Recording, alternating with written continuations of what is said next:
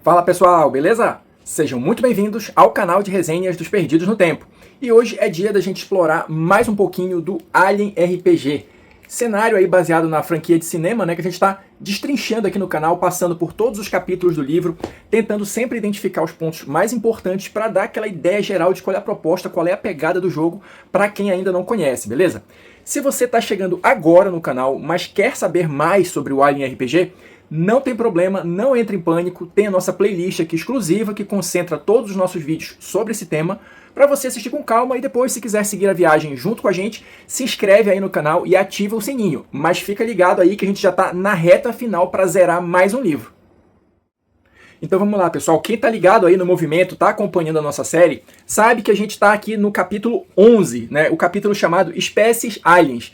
Que na verdade, né, trocando em miúdos aí, ele vai servir como uma espécie, né, de bestiário aqui do cenário, porque ele vai tratar com detalhes justamente não só dos xenomorfos, né, dos aliens, como são comumente conhecidos, mas outras espécies aí, outros tipos de alienígena que podem aparecer aí na sua campanha, na sua história, né? Então, para não ficar sempre naquela mesma coisa de encarar aliens, né? Até porque, como a gente viu, né, no vídeo passado, eles são inimigos realmente desafiadores e o mais provável de acontecer é que os personagens morram ao invés de conseguir vencer o alien, né? Enfim, então, hoje a gente vai fechar esse capítulo 11 justamente falando de outras espécies extrasolares, como o livro coloca aqui, olha, que não necessariamente tem alguma coisa a ver com os xenomorfos e, até onde eu sei, tá? Não sou especialista no universo do Alien, não apareceram em nenhum filme. Então, não sei se apareceram em outro material derivado, aí, quadrinhos ou outros livros ou alguma coisa assim, ou se são uma criação exclusiva aqui pro RPG, beleza? Então, se alguém souber aí, né, só colocar aí nos comentários pra gente complementar a informação para todo mundo.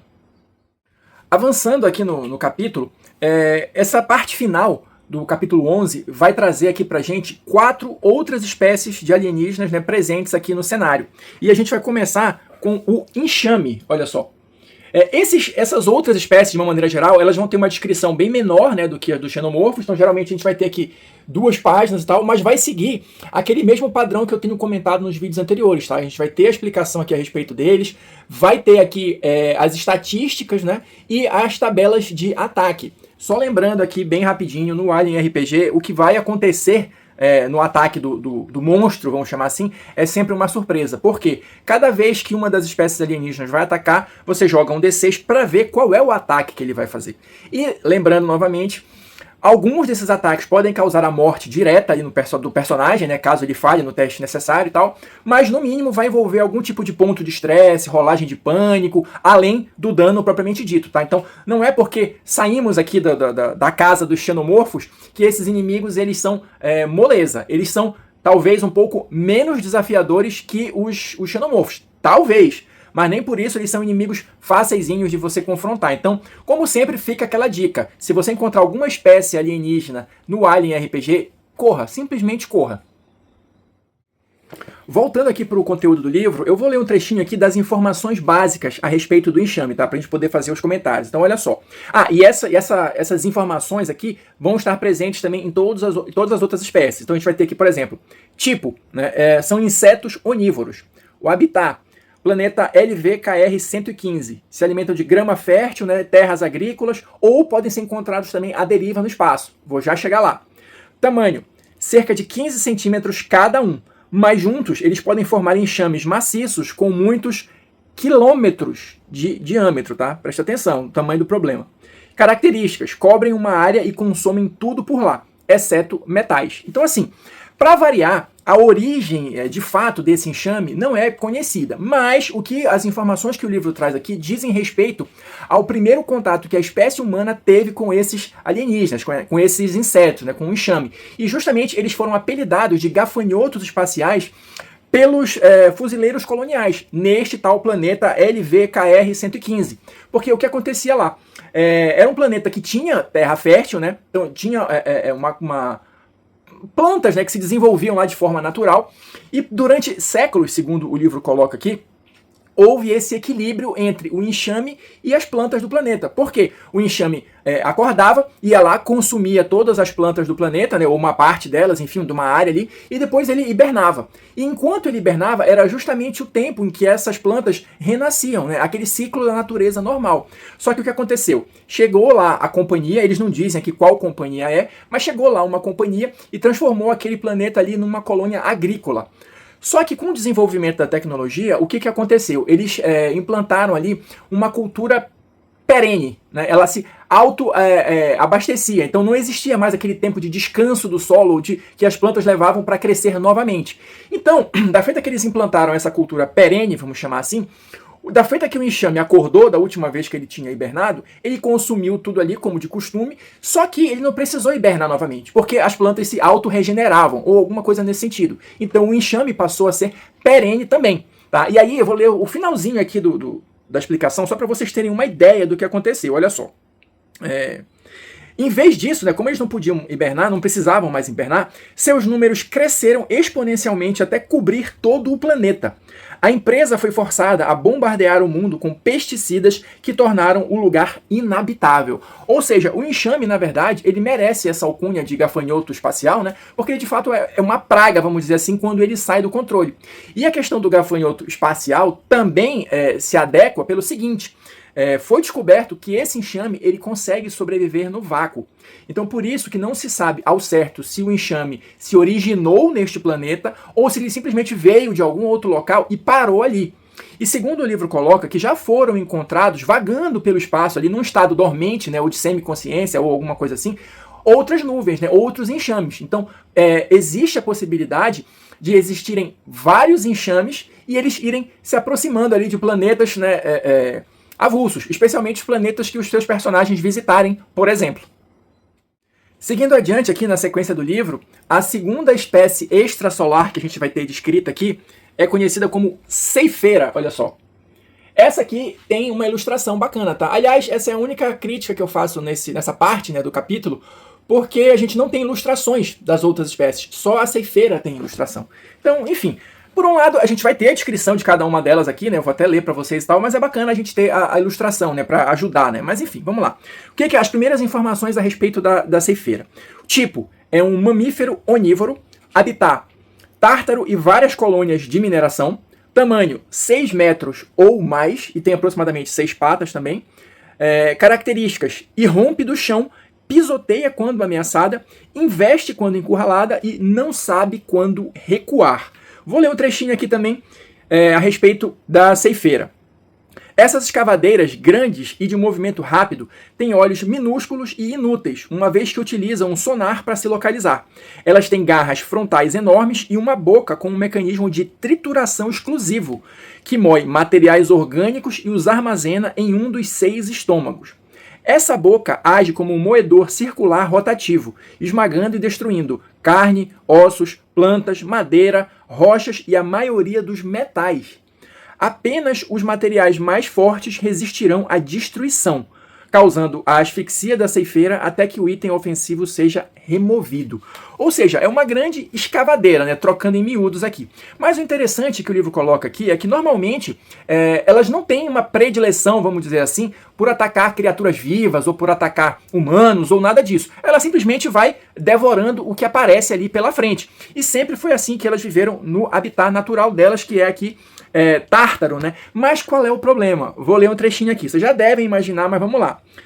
Embora nativa do Tártaro, algum executivo da Bionacional enfiou na cabeça que as ceifeiras poderiam ser usadas para escavar minas em outros mundos ricos em metais. Elas foram transportadas para vários planetas e satélites de mineração na fronteira e o fizeram, antes de escaparem para a natureza e também perturbarem essas colônias. Perdão, ou seja, mais uma vez, as corporações vêm aí para esculhambar o negócio, né? As criaturas lá, as ceifeiras, provavelmente viviam no equilíbrio lá no planeta de origem delas, lá nesse Tártaro aqui, mas alguém achou que era uma boa, olha, a gente consegue cavar um túnel mais rápido, aí economizar alguma coisa, levando essas ceifeiras para as colônias de mineração. segundo o livro coloca aqui, funcionou durante um tempo, mas depois, óbvio, como já era de se esperar, elas conseguiram escapar e voltaram para a natureza, né, mas já em outros mundos, em outras colônias, e agora também viraram uma espécie de praga aqui, entre aspas, ou algum obstáculo a ser superado, especialmente em colônias de mineração. Avançando aqui para a nossa terceira espécie, o livro vai falar aqui dos chamados vermes-leão. Vamos lá. Esse aqui é uma entrada bem pequena, é um tópico bem pequeno, então vou ler o trechinho para vocês aqui, olha só. Tipo, verme-leão é um invertebrado carnívoro. Habitat, ermos de Zagreus, né? Um planeta, né? Tamanho, de 1,80 m até 3 metros. Características, caçador implacável, ataca primeiro, recua para o subsolo quando confuso. O que a gente sabe sobre os vermes-leão? Se liga aí. Uma criatura carnívora, agressiva, coberta de cílios dourados e de movimento rápido, o verme-leão está no topo da cadeia alimentar no mundo de selvas, que é Zagreus, né? Sem olhos, o verme-leão tem uma série de orelhas ao longo do corpo, com um grupo de narinas no centro de seu enorme bico afiado. Uma criatura meio esquisita, né? Essa aqui eu queria ter uma imagem, né? Ver um desenho dela, né? Enfim. Assim como as ceifeiras, né, do tártaro, que a gente acabou de ver, o verme é um escavador, mas, diferentemente daqueles animais terrestres gigantes, o verme-leão só pode viajar por terra mole, ou seja, ele não tem uma capacidade de gestão, né, ou de escavação tão boa quanto as ceifeiras. E é bem menor também, né? É um predador de emboscadas que procura ativamente por presas vivas. Aqui que é o plot twist, olha, se liga aí. Há boatos de que os caçadores ilegais têm removido os vermes-leões do seu habitat natural, passando-os pela quarentena da CCI e vendendo-os para a elite corporativa como animais de estimação. E já sabe onde é que vai dar isso aqui, né? Mas vamos lá. Se forem reais, esses boatos, né, é um desastre em potencial esperando para acontecer. Um verme-leão que escapar pode se reproduzir rapidamente e perturbar o equilíbrio ecológico de qualquer mundo colonizado, além de ser responsável por muitas mortes. Aqui eu acho interessante porque, assim, essas outras espécies, além de elas poderem representar um tipo de desafio diferente, né, do que só os xenomorfos e tal, com um pouco de criatividade e aproveitando essas informações gerais aqui, você pode até fazer um tipo de história ou campanha um pouquinho diferente. Você pode, por exemplo, se quiser fazer uma campanha ambientada na Terra, que não seja só naquela questão de intriga corporativa ou de espionagem ou alguma coisa assim, você pode pegar esse gancho. Pode ter aí algum grande executivo de corporação que mora na Terra, que tem um bicho desse aí de estimação que simplesmente se soltou, que escapou. E aí o grupo vai ter que dar um jeito de lidar com essa infestação e tudo mais na Terra. Então, enfim, é bacana porque, assim, muito embora a gente já tenha uma ideia mais ou menos, né, firmada na cabeça de como seria uma história de Alien RPG, aquele negócio na nave ali, ou num planeta isolado, confrontando o xenomorfo e tudo mais, ao longo do livro existem várias outras possibilidades, vários outros ganchos de história para você diversificar também, né? Ou, de repente, até surpreender os seus jogadores. Eles podem crer, né, que vão encontrar ali um xenomorfo, os jogadores, né, na verdade, creem que vão encontrar ali um xenomorfo, quando na verdade eles vão se deparar com um desafio completamente diferente. Isso pode ser interessante também.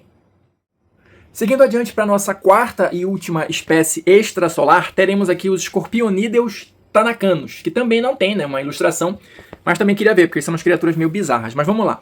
Quais são as informações que a gente tem aqui a respeito deles? Tipo, são artrópodes carnívoros, habitat, Tanaka 5, desertos e nascentes cavernosas. Tamanho, de 1,5 m a 2,40 m. Características, esconde-se em dunas e rochas durante o dia, caça à noite, são agressivos se provocados e nadadores surpreendentemente aptos. Vamos lá.